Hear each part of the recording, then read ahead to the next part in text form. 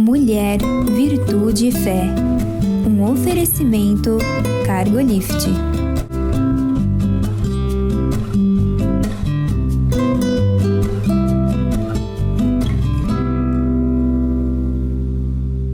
Olá, queridos, olá, queridas, sejam muito bem-vindos à nossa programação. É uma alegria ter você aqui conosco, muito obrigada pela escolha, pela confiança que você tem em nós, pelo desejo de passarmos esses momentos juntos. Não é, Eliane? Sim, né, Mirtz? Porque para nós é um prazer, é sempre uma conversa agradável, por mais que às vezes o tema seja polêmico, mas nós gostamos muito de estar aqui, que bom que você está aí, se integre, né, converse, discuta sobre o assunto, que é sempre muito interessante. Hoje nós vamos falar sobre a coragem para mudar, porque essa é uma constatação contida nos evangelhos. Na hora que nós nos tornamos cristãos, lá em 2 Coríntios 5,17, está escrito assim: pelo que, se alguém está em Cristo, nova criatura é. As coisas velhas já passaram e eis que tudo se fez novo. Em outros lugares também a Bíblia vai falar sobre o novo, né? O novo de Deus. O novo de Deus e o inerente da vida, né? Porque ela passa muito rápido, nós, se não fizermos nada, a vida passou ao nosso entorno. E se nós estivermos alinhados, né, com Deus, nessa dinâmica de renovar, né, de trocar e de atualizar, porque acho que a ideia é essa, né? Atualizar o que hoje está sendo demandado, né? Como é que hoje eu posso estar mais próximo de Deus, né? Acho que mas é por aí. Mas a palavra colocada na nossa pauta, coragem para mudar, porque para o ser humano, pelo menos para a grande maioria, não é uma coisa tão simples e fácil sair de um local de conforto, de uma rotina conhecida, enfim, até daquilo que está indo bem. Sim, né? Sim, não é fácil e não é uma coisa inerente no biológico, né? Se a gente for tratar assim humano, porque o cérebro e nós temos que facilitar as dinâmicas, né? Então, às vezes sai meio no automático porque é uma coisa que você sempre faz igual, né? Fica confortável. Facilitador, né, do cérebro. Tem uma historinha motivacional sobre duas rãs. Uma delas vivia numa lagoa mais afastada, coberta por vegetação, protegida, e a outra quase que numa poça d'água, né? Era aquelas coisas de água que se juntam ao longo de uma estrada rural. E diz que a rãzinha que morava na lagoa falou para ela: olha, esse é um lugar perigoso. A lagoa é muito mais segura, tem mais alimento, é um ambiente muito melhor para nós rãs. Por que você não muda daí? E a rãzinha disse: eu estou acostumada, aqui tá bom, né? Água é quente, água né? quentinha, rasinha, menor, né? de certo viu os carros passarem, né? E ficou por ali. E aconteceu o que era bem possível acontecer mesmo. Um pequeno desvio de qualquer roda passava por aquele coisa e a rãzinha acaba morrendo, né? Mas era para ilustrar a acomodação, sabe, que as pessoas se sentem quando aparentemente está tudo... Vai tudo bem. Vai, né? Tudo bem. E a gente sempre disse que talvez o bom seja inimigo do ótimo. Seja inimigo, porque tá bom, isso te impede de se mover. De dar um outro passo para um objetivo maior, uma coisa um pouco mais ousada, né? Porque teria que romper com esses padrões mesmo. E alguns cristãos, quando vêm para Jesus, assim que depois da conversão, aceita Jesus como Senhor da vida dele, se acomoda mesmo. Eu acho que hoje o que mais nós temos dentro das nossas igrejas, nas nossas comunidades cristãs, é esse tipo de cristão, que escolhe frequentar culto, uma reunião de célula, sabe? Mas não mudaram muito, não tem uma crescente de frutos, porque precisa haver uma produção de frutos. Frutos são produzidos, é diferente de dons, né? Não tem uma experiência maior com Deus para contar, experiências de poder, de coisa. E para ele tá bom, porque ele não está mais no mundo, né? Exatamente, já tem um passo e como fica diz, assim. né? Mas exigiria um aprofundamento maior das coisas de Deus, da palavra, da Bíblia, né? Um conhecimento maior, né? Para lhe dar mais segurança.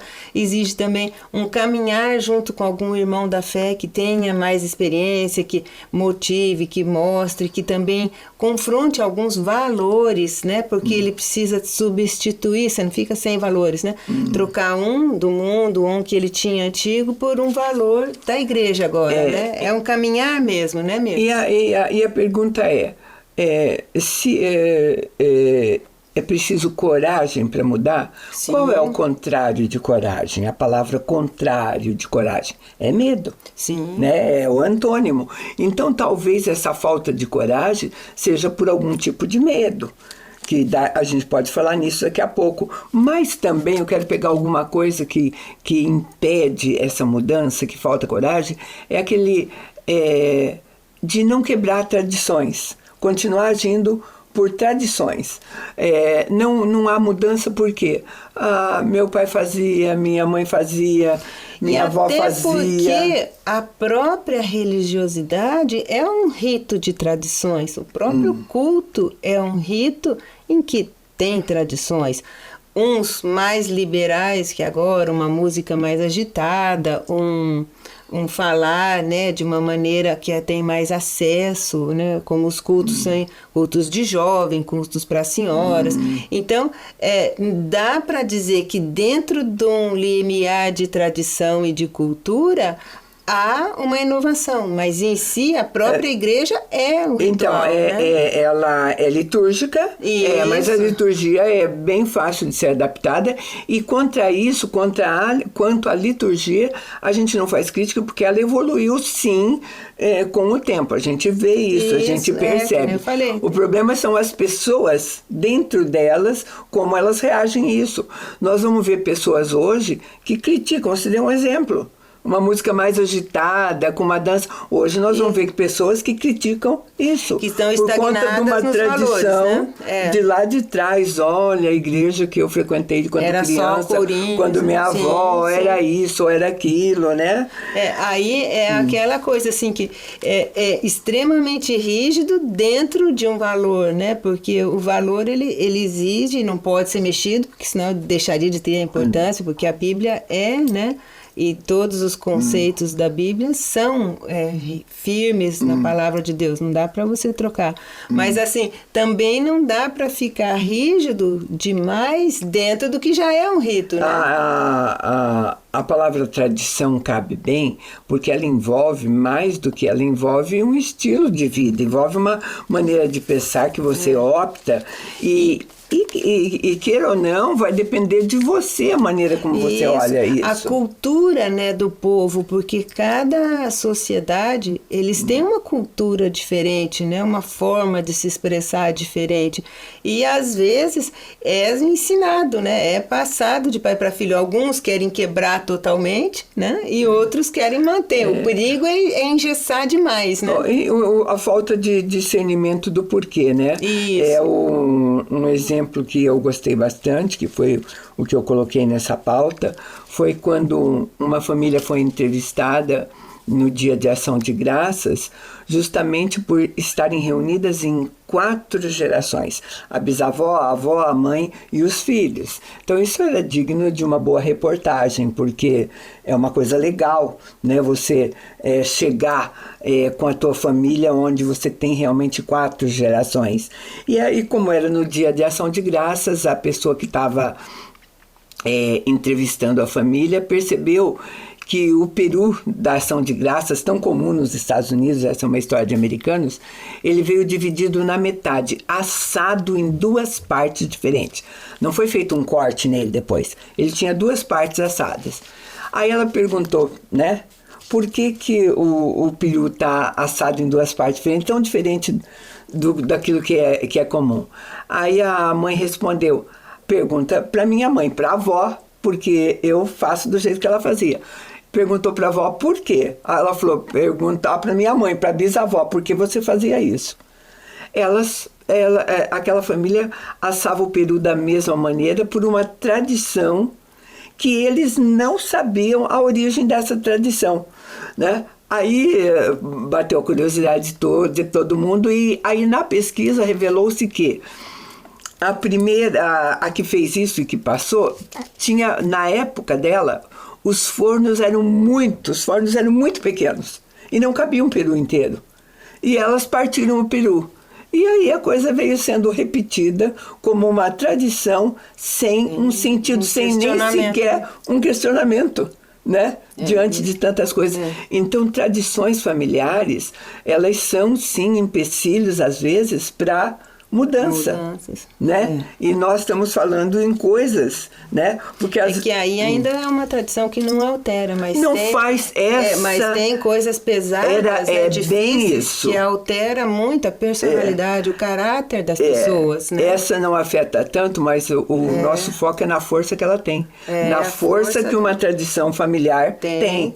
Tanto para pequenas coisas, às vezes... Que é o que não alteraria. Como para grandes. Mas realmente tem alguns valores que as famílias criam, educam, né, os filhos, que realmente engessam e impedem eles de sair e caminhar. Por exemplo, quando o pai ou a mãe são muito castradores, né, que não deixam o filho fazer nada, ou está o tempo inteiro cerceando a liberdade de pensar dele, a criatividade de ver o mundo na sua época, né, porque quer voltar, como você disse, naquele mundo lá de trás, né, onde ela foi criada. Só que a gente cria os filhos para um tempo futuro, né, não um tempo passado. E sabe, e também em relação à própria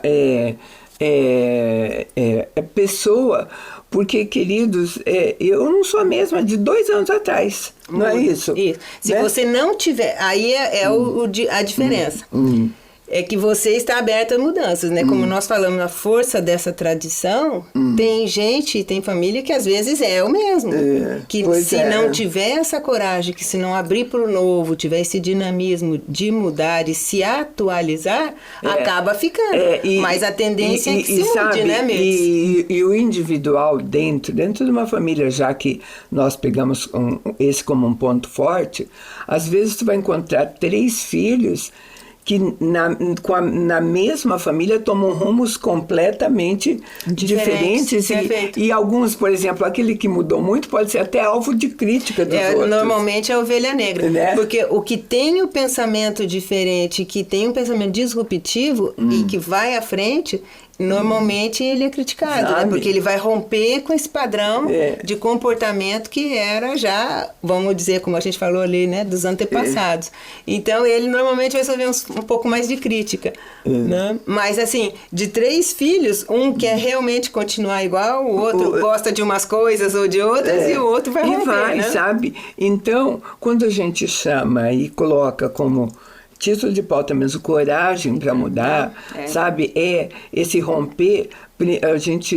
O primeiro a gente viu que talvez seja romper com tradições que são bem fortes para segurar você de conhecer o infinitamente mais, o melhor de Deus, né? Um legal é isso, né? É aquela vida abundante que foi prometida. Que Deus prometeu, porque às vezes, como nós falamos da sapinho lá, né?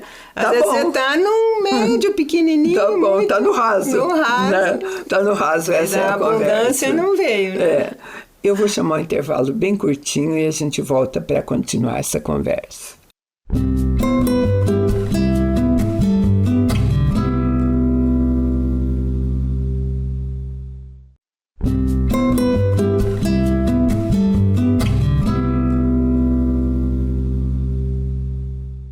Estamos de volta e nós estamos falando em coragem para mudar, né?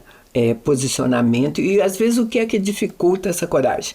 Gastamos quase o primeiro bloco falando que tradições seguram muito, né? Seguro. Posicionamento.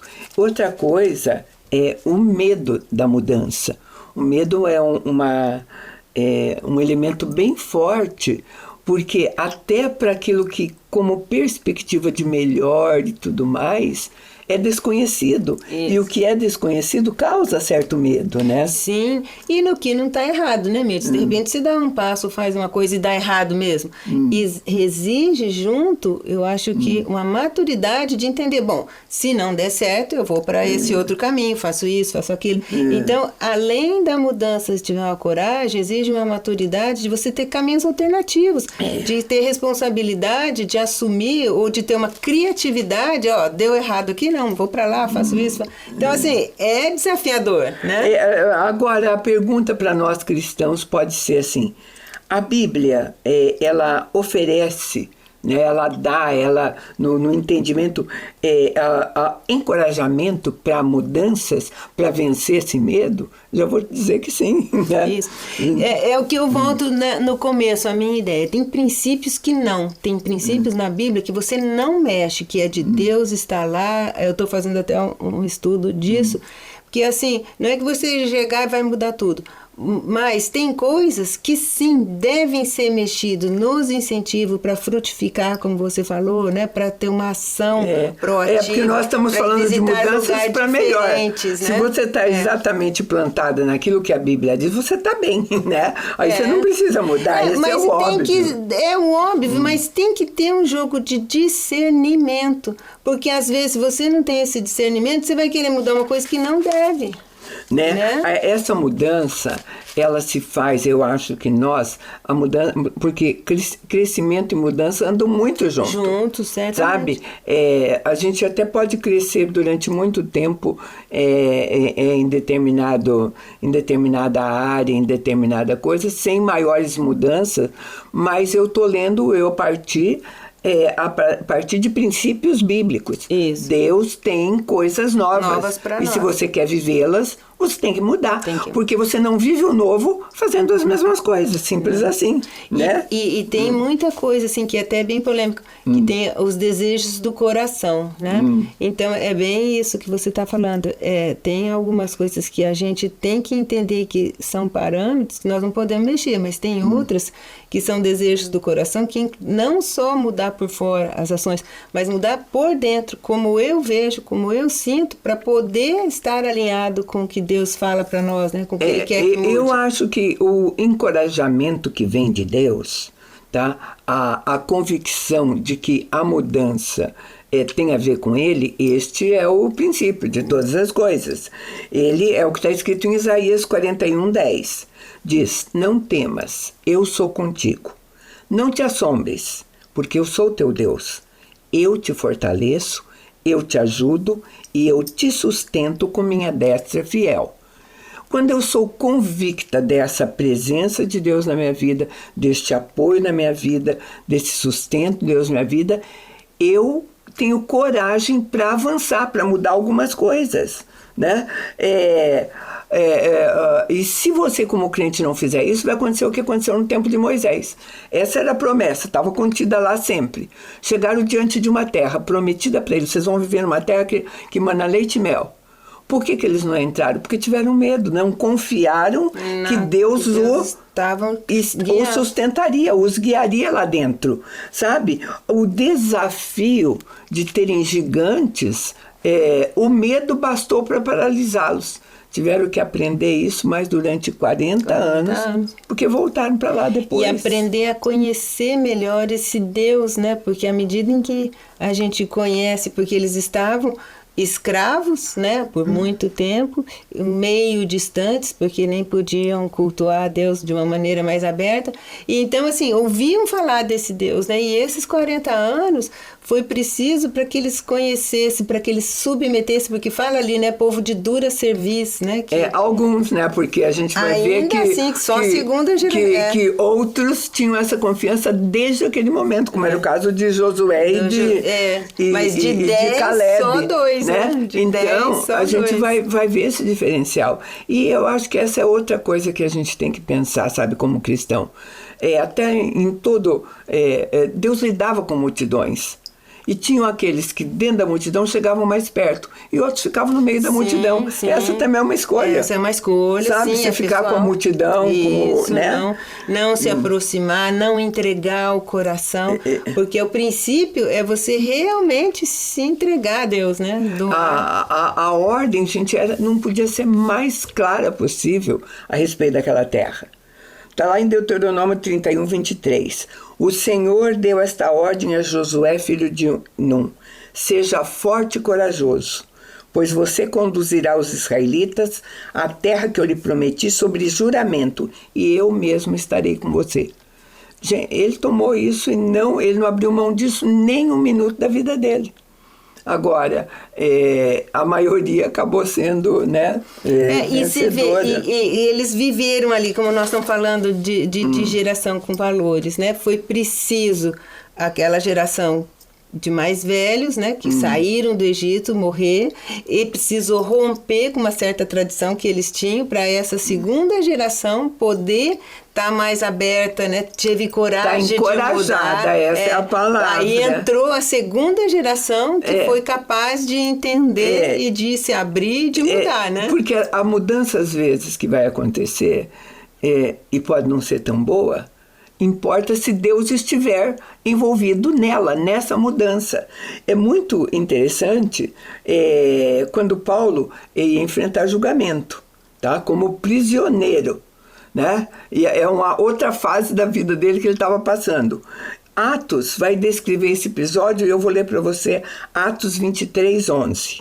Na noite seguinte, o Senhor, pondo-se ao lado de Paulo, disse: coragem, porque do modo por que deste testemunho a meu respeito em Jerusalém, assim importa que também o faças em Roma. Então o próprio Deus incentiva essa coragem.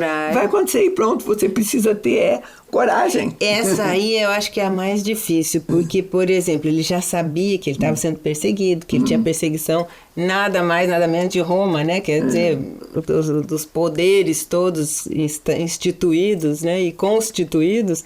Então ele sabia que viria retaliação. Eu acho aí a aprovação mais difícil da coragem. E o testemunho. Então, assim mesmo ele teve que falar, né? Sabe por quê? Porque o testemunho que vem, a gente tem testemunhos disso, de pessoas que ficaram com medo, hesitaram e tudo mais, e depois que passou, e mesmo que não terminou exatamente como queria ou tudo mais, dão um testemunho de paz, de tranquilidade, de fiz o que Deus quis, foi... Isso, porque aí a gente tem que desvincular outra coisa, né? Que se eu fizer assim, vai dar certo, eu vou estar sempre bem. Nem sempre, porque Paulo foi decapitado, ele foi lá, falou, ele cumpriu, ele fez tudo o que Deus pediu, obedeceu, teve uma coragem incrível, né? E rompeu com muitos valores dele mesmo anterior, e Deus o honrou, mas ele foi morto, né? Muito mais tarde, mas isso, sabe, estes medos vai depender sempre da nossa convicção e aplicação bíblica daquilo que é a promessa para nós. Não interessa. Você falou de morrer depois. A palavra de Deus diz no texto mais conhecido de até quem não é crente: ainda que eu ande pelo vale da sombra da morte, não temerei mais algum, porque tu estás comigo. É o teu propósito, é essa certeza. Com Deus, né? E aí ele realmente, essa sensação do propósito e da paz de cumprir, e de certa forma não é nem romper tanto com o medo, mas é ir com ele ao lado, não é ele à frente ou ele no comando. Porque, de certa forma, muitas situações perigosas que Paulo passou, provavelmente ele tinha medo. Mas ele não se deixou vencer, né? Ele foi mais mas aí corajoso. você falou a palavra correta. Quando você não se deixa vencer, você se posiciona, você cria coragem. E essa foi a marca de todos os heróis da Bíblia. Davi teve coragem de enfrentar um gigante, alguém de um tamanho muito, muito maior com ele, por causa da convicção que ele tinha, né? Foi assim com Moisés, com Davi, Jeremias, todos eles. Aí, por conta desses exemplos, a gente talvez pense que a gente precise ter algum DNA de herói dentro da gente para se mover, né? né? Mas a gente não precisa ser herói, mas você tem que ter características que heróis têm. Sim, é isso que eu ia falar. O herói, que é o arquétipo, né, estudado na psicologia, ele tem umas características próprias, e tem algumas pessoas que não vão ter nunca essas características. Por exemplo, um melancólico, uma pessoa que é totalmente mas eles podem ser transformados pelo Evangelho. Sim, mas jamais vão ser uma pessoa extremamente ousadas. Ele vai, dentro do que ele já é, ele pode melhorar. E pode vir a ter atitudes de herói, sim, conforme a transformação do Espírito Santo ou a neles, características, né, que é só necessária para a mudança. Não precisa ter heroísmo nenhum, mas a característica que o herói tem, que o tornou herói, né, vai ser a que vai servir para a tua mudança, que é uma característica chamada iniciativa. Todos os heróis têm iniciativa, se tornam heróis porque tiveram uma iniciativa. Né? Uma intrepidez e alguma coisa assim, né? Um senso de fazer alguma coisa pelo outro, um senso de obediência, do amar o próximo como a si mesmo, que a gente sabe de Deus, né? Quer dizer, entender isso de uma maneira um pouco mais ousada, que ele consegue romper o seu medo ou a sua inércia e fazer, né? E atuar. E sabe, queridos, eu acho que essa é uma batalha tão comum, porque ela é travada na nossa mente todos os dias. Eu acho que todos os dias nós somos desafiados a tomar uma iniciativa, a nos mover em alguma coisa diferente, mas é tão automático isso que nós não paramos para pensar ou ponderar sobre isso. Né? Eu gosto de pensar assim, toda manhã eu oro que Deus renove minhas forças, né? Porque assim, hora ou outra nós vamos ter umas dificuldades maiores, enfrentar uma situação, mas assim, que a gente tenha coragem, que tenha habilidade, porque às vezes coragem vem com habilidade, você não bater de frente, mas de você usar. E às vezes uma iniciativa, ela muda não só a tua história, como muda a história da humanidade. Né? É a coragem de ousar, a coragem de criar. Você se pergunta assim, quem teve coragem de fazer isso primeiro? Até em coisas aparentemente tolas. Outro dia eu estava pensando, porque eu tenho quando eu entro em casa, meu vizinho tem praticamente no passeio, na rua, 2 pés de cana muito grande. Né? Aí eu estava olhando outro dia para elas e pensei assim, quem foi a primeira pessoa que teve a ideia de olhar para uma planta como essa, uma coisa que parece um bambu, cortá-la e descobrir que dentro dela tem um suco doce e delicioso. Olha, se não tivesse alguém que tivesse essa iniciativa, né? Em muitos dos casos, às vezes até acidental, né? A pessoa corta sem querer, né? Sabe? Mas assim, de qualquer forma, para ele morder tinha que ser uma ousadia. Uma iniciativa, sabe? Então, olha, é uma conversa que, olha, a gente podia estender, vai longe, né? Mas eu acho, a gente quer de todo o coração que tenha sido, assim, de estímulo para você se abrir e fazer uma pergunta. Será que eu posso mudar alguma coisa? Alguma coisa pode ficar melhor do que já está? Isso, né? E assim, o que eu posso mudar? Porque às vezes se eu mudo a coisa errada também não dá muito certo, mas assim, sabendo o que e se posso, né? É legal. Queridos, era o que a gente tinha para você hoje, agradece muito a tua companhia e te convida para estar conosco num próximo programa. Deus te abençoe.